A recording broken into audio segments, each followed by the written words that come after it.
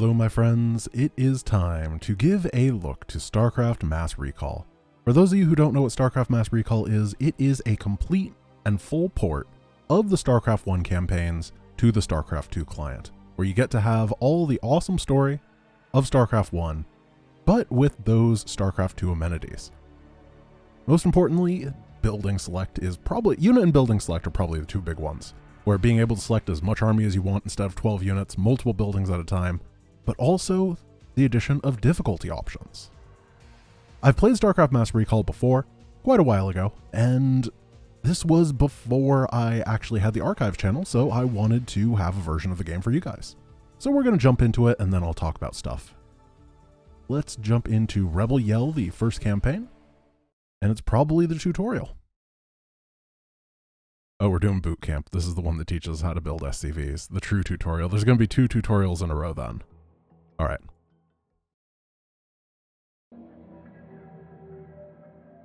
Terran Campaign, Rebel Yell.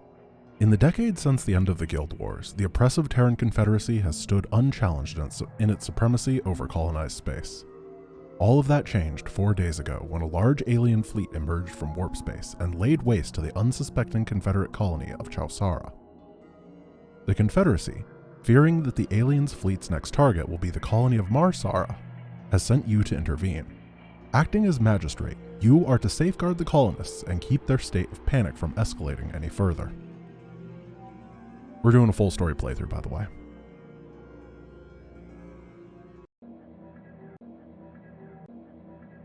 Welcome to Marsara, Magistrate. Okay, so there's an audio bug. The demonstration you requested is prepared and may be initiated at your convenience. Simply select Start to begin the demonstration. You may skip the demonstration by selecting Skip Tutorial. I have been told, well, I'll play through this. I've been told that this bug only exists in a very limited fashion, the fact that that audio repeats. It might just be for that mission. It might be for more missions overall. We'll see. By the way, every mission has these like little, what are they called? The shots that give information about where you are. Oh, I forget what the term is in movie making. The T-280 SCV is the cornerstone of our establishing shots, environment construction and resource gathering operations. Roger that. In order to build a thriving colony, numerous SCVs are necessary. You can build additional SCVs at a command center.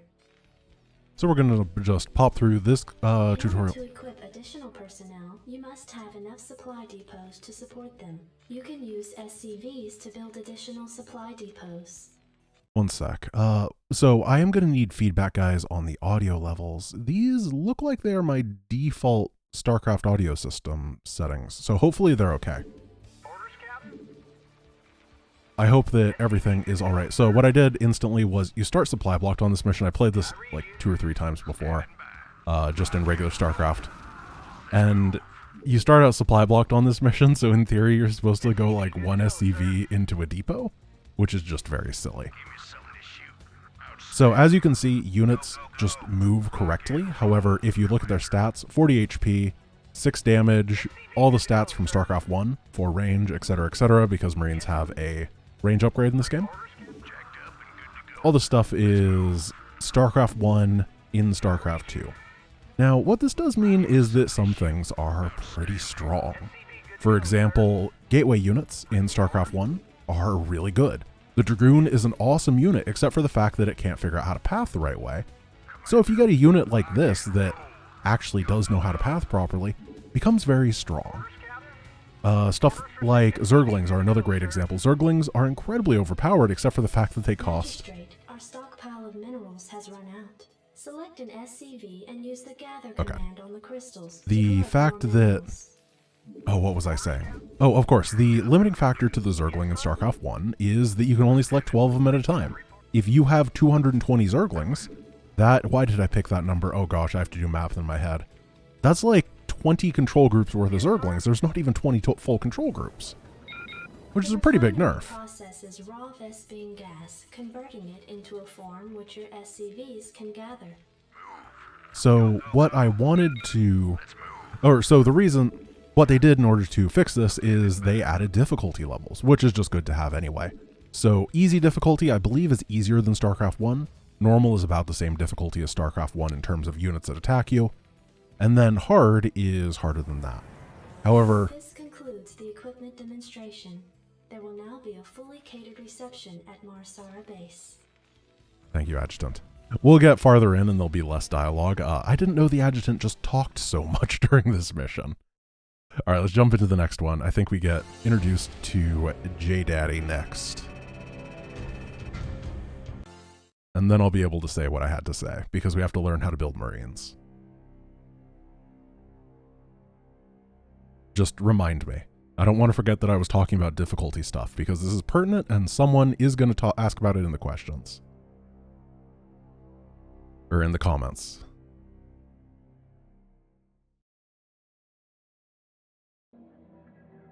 Adjutant online.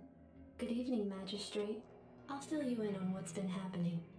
Confederate traffic has increased substantially within the system due to the recent Protoss destruction of the Chow Sara colony. The Confederates have tightened security on all outlying systems, and it's likely that this colony will be locked down as well. An encrypted Confederate transmission came for you while you were at dinner. Replaying transmission. Greetings, Magistrate. I'm General Edmund Duke of the Confederate Security Forces Alpha Squadron. The Confederacy has quarantined this entire planet, and we'll proceed with a lockdown within 48 hours. You're to relocate your core colonists to the outlying wastelands.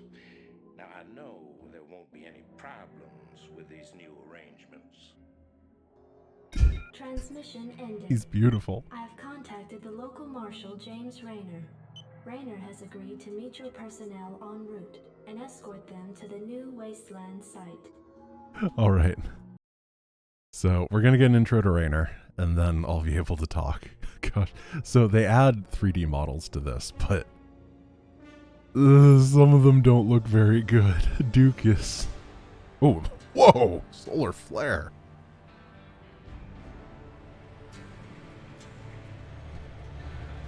I really like these little cutscenes that they add to it. This was, when I played through this initially, it was one of the things that most impressed me, is the establishing shots just giving this feel of the StarCraft universe being living and breathing. I really, really like it. I wish that more games would do this sort of thing. I know it's very popular in movies and it's becoming more popular in TV shows, but games could really learn a thing or two. Like, not much happens right there, but it gives the feeling of the desolate wasteland, you know? And that's very, very cool.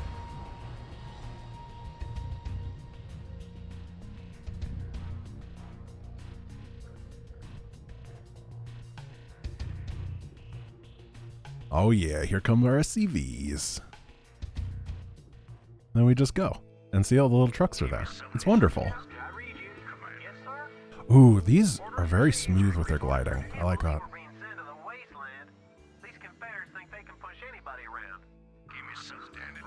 Alright, so I know this mission like the back of my hand because there's nothing to it. Howdy, boys. I'm Jim Rayner, marshal of these parts. That's it? Okay.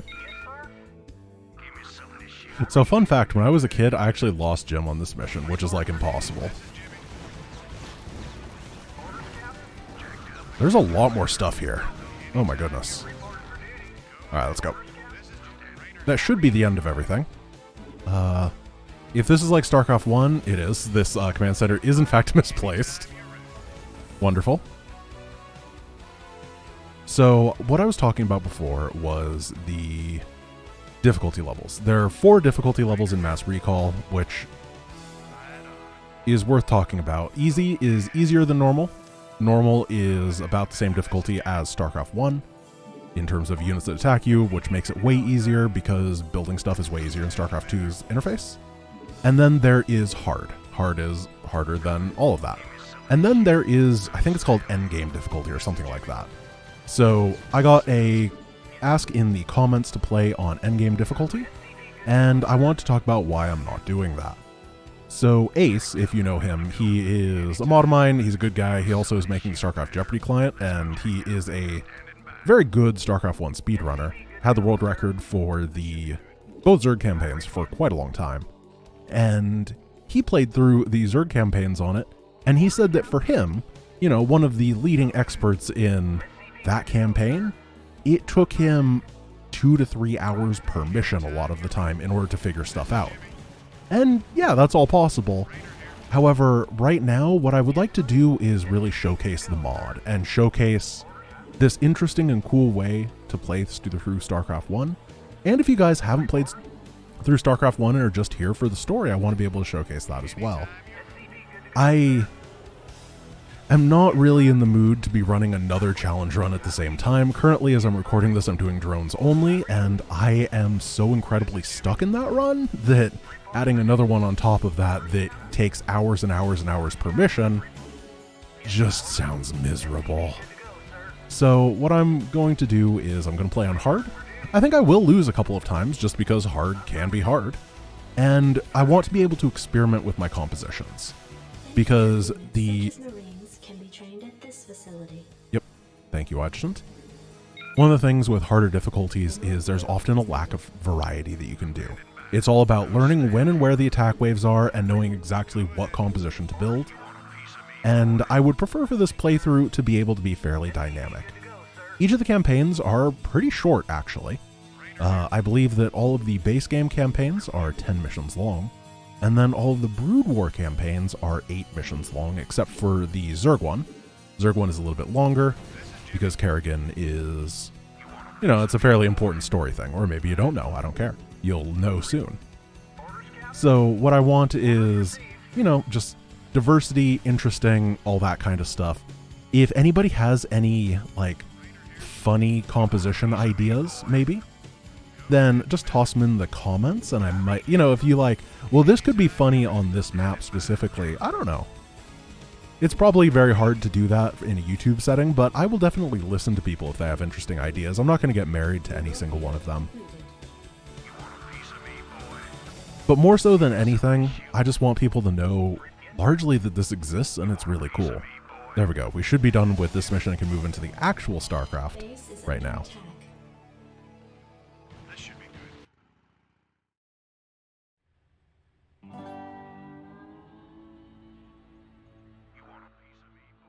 good. We just heard the Marine finish. Man, Marsara people are ugly. Ooh. Right into his pecs.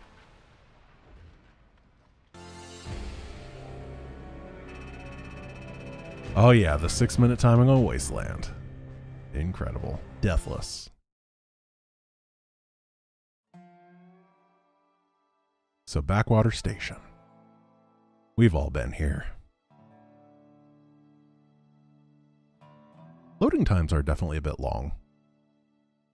Actually, no, I have this on my MDO. Yeah. Receiving incoming transmission. Comlink established. Hey, what's up, man? Got your refugees tucked in nice and tight. Provided you can sidestep any more surprises from our Confederate friends and we can keep them away from those critters, they should have an easy time. Priority alert. Backwater station under attack by unknown alien organisms. Distress beacon activated at 0658. Alerting Confederate headquarters on Tarsonis. Stand by for incoming transmission. We've already received the distress beacon from Backwater, and we'll take care of it. You just sit tight. You'll be notified if there's anything we think you need to know. Damn! Listen, if we wait for Confederate reinforcements, that station's dust. I'll head out there now and do what I can. You send in some militia, and we'll save those folks. Trust me. All right, Jimmy. Yeah, so as I was saying, you have to like do through the menus to actually change the difficulties past hard. So what I'm currently doing is the hardest normally done thing. Endgame mode is, it literally gives you a warning and says that it has not been tested. And kind of looks like there's a ninja in that truck. Can anyone else see the ninja? Just looks like he's hiding behind a dead Marine. Maybe. Crazy.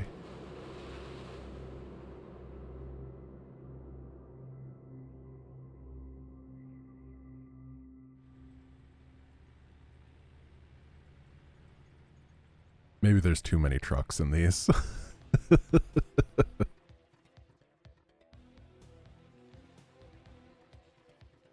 Glad to see you, boys. Time to kick some serious butt. Ooh, he said the B word. Alright, so what we should have is access to the Firebat. Yes, we do. I'm going to make Firebats. I know that they're not the greatest unit in the history of mankind, but I'm not the greatest player in the history of mankind, so it suits me. Alright, we're going to swing up here, and we're going to just... Whoa! Oh, crap. Oh, no. Well, off to a good start. Wow. Well, that was a lot of stuff. Let's drop a spider mine. Oh! So one thing that is worth noting is the heroes are a little bit more special than they are in StarCraft 1. So in normal StarCraft 1, the hero units are this giant liability. They tend to be very slightly better than their normal unit counterpart. In this version, they are upgraded. They're not like StarCraft 2 heroes of power level, but they're definitely something. Like, Jim Raynor can spend 15 minerals on it. Ooh, spider mines are good in StarCraft. I forgot about that.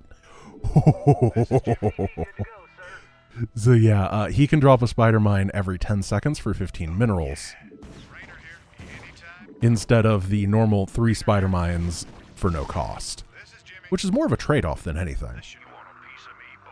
Alright, this base does not look that useful. Does have 5,000 gas. And about 5,000 minerals. So, you know, I could make a lot of Firebats. I believe I need an academy, yes, to build the Firebat. The academy is a building that is dumb, and I hate it, and I'm going to try to avoid clicking on it as much as possible.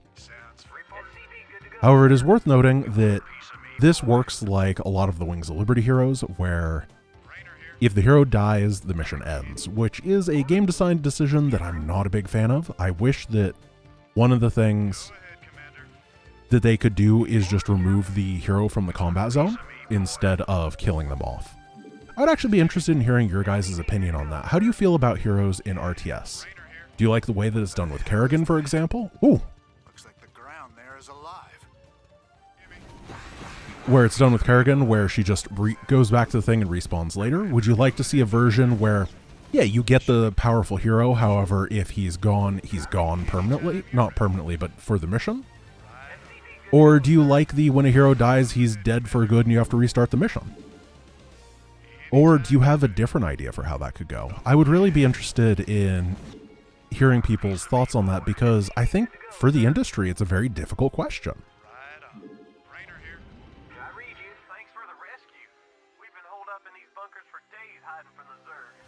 These things have been out here a while, but they could be pretty useful.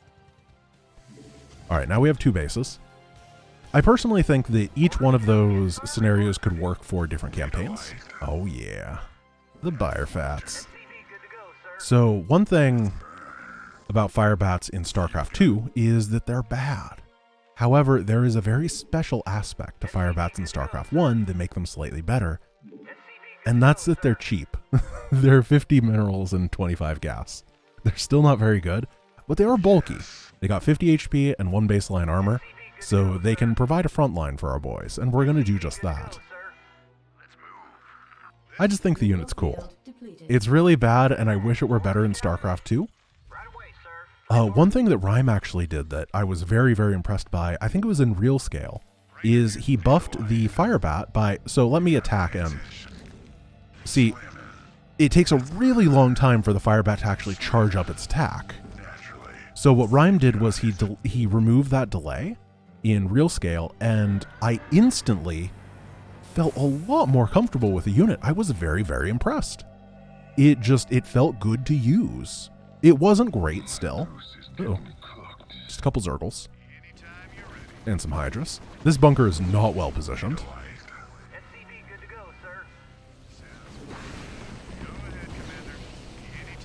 And we are in production of a mod that is Nightmare difficulty for Wings of Liberty. It's going to make every single mission a lot better, However, a secondary goal of the mod, weirdly enough, it doesn't sound like for Nightmare Edition to be how it is to make a lot of the bad units more viable. The reason being is that the design decision on Nightmare difficulty isn't like the crushingly punishing, oh, there's only one way to do it. It's you have to use your entire breadth of tools in order to figure out how to make these things work, how to get through these very difficult scenarios. And as a result, we are trying to make sure that stuff like the Firebat or the Predator or those types of things are actually worth considering as options against the difficulty of the game. So making the Firebat better is definitely one of the big goals there, and I'm looking forward to it a lot. Oh, hello. So, want to see something funny? Zerglings in StarCraft 1, I told you they're OP. They solo Marines. Like, it's not even close. I'm going to make another Marine come out, and we're going to see exactly how well he does. It's crazy how strong this unit is. It's insane! Okay, we'll take our 60 HP SCV and we'll use him to drill this. No, don't repair. There we go. Marines are definitely a you gotta mass 'em unit in this game. They're not good in small numbers, which is the opposite of how they work in StarCraft 2, where small groups of Marines are one of the greatest small infantry units. Oh, Infested Terran. Well, that does suck. Oh, there are some other things that I should highlight in StarCraft 1. So, 8 minerals per trip, that's the same... Wait, that's not the same as StarCraft. Oh my goodness! Yeah, 8 minerals per trip, but also 8 Vespene gas per trip, which is pretty huge. There's generally 1 gas geyser per base. However, that's not actually the standard until Brood War. We're gonna find... Oh gosh, a lot of stuff is unburrowing. We're going to find that a lot of things just have gas geysers in weird places. I'm going to put some depots right here. And I'm going to try to defend. Because I'm getting split into pieces here. I am getting an army that is pretty good. I want that +1 attack upgrade before I move out though. I'm really starting to run out of minerals. And I also need Marine range, the U-238 shells. A lot more upgrades in StarCraft 1 than there are in StarCraft 2, particularly in the campaigns. Very important to remember to get them. And then as these mineral fields are depleting, I am actually going to fail at building this wall, which is really cool. I'm going to pull my SCVs, and they're going to tank because they have 60 HP, which is so much. What are some other differences in StarCraft 1 that are worth highlighting while I'm macroing here? A good example of one is... Oh, I love this spider mine. Upgrades take forever. 229 seconds. I believe that +1 attack in StarCraft 2 is 120 seconds, so almost half the time. Alright, I'm getting ready to go. Range is almost done. I'm not getting this upgrade. We still have full saturation here, so it's not like bringing these SCVs is losing it. Oh, well, now it is. I just want these to be in the front so that if a big attack wave comes again, I am going to be in position to deal with it. There we go. Another thing about the Firebat is it can stim in this game. I can't believe that a Zergling killed half a Firebat right there. It's all about that splash.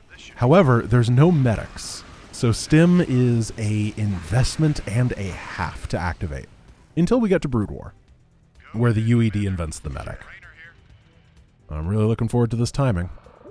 20 more seconds and then we'll be ready to go. What I'm going to do is I'm just going to pop a spider mine down here. That didn't work out because they were hidden in the trees. So we're going to head up here.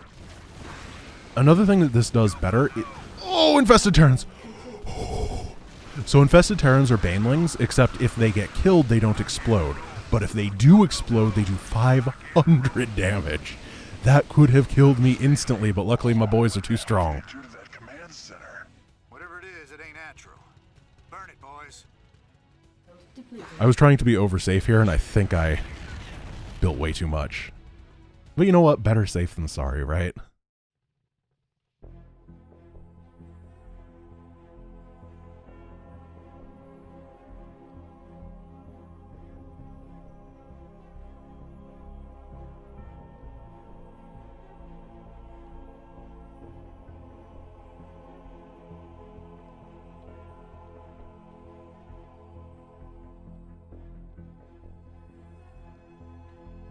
Receiving incoming transmission. Marshal Rayner, by destroying a vital Confederate installation, you and your men have violated standing colonial law. As of right now, you're all under arrest. I suggest you throw down your weapons and come peaceably. Are you out of your mind?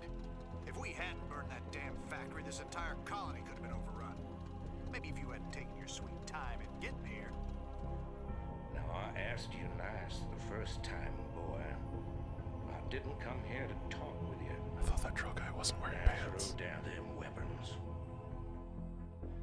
Guess you wouldn't be a Confederate if you weren't a complete pain in the ass. Seriously, drill guy looks like he's not wearing pants. It's very distracting. Alright guys, this is going to be the end of episode 1. Thank you guys for watching. I am not going to be recording episode 2 until I get feedback on episode 1. So if you have anything you would like me to change, or if you like what's going on, please tell me in the comments. I would really, really appreciate the feedback. Thank you guys, I'm excited to be doing this run, and I will see you guys tomorrow. Peace.